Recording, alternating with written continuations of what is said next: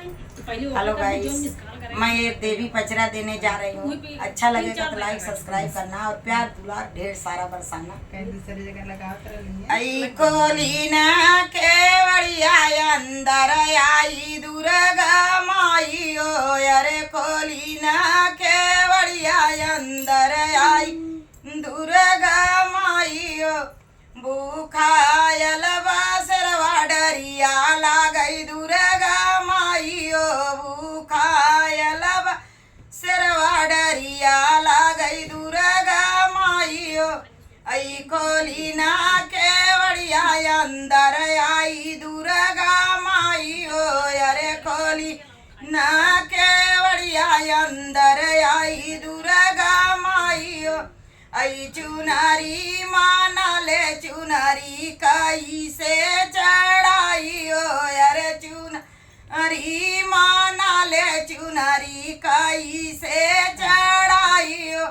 आई भूखायल बासरवा डरिया लागई दुर्गा माई ओ, भूखायल बासरवा डरिया लागई दुर्गा माई ओ,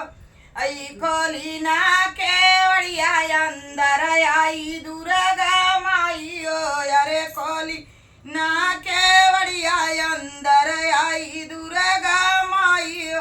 आई नारियल माना ले नारियल कई से चढ़ाई ओ, अरे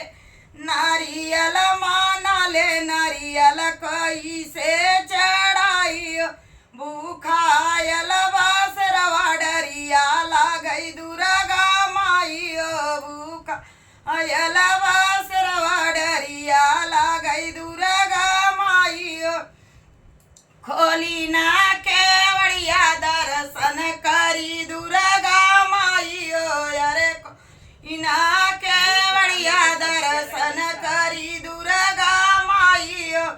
पूरी करैया माना ले भोगवा कई से लगाई ओ, करैया माना ले भोगवा कई से लगाई ओ, शेरवा खाड़ल बडरिया लागई दुर्गा माई ओ, अरे शेरवा खाड़ल बडरिया लागई दुर्गा माई ओ,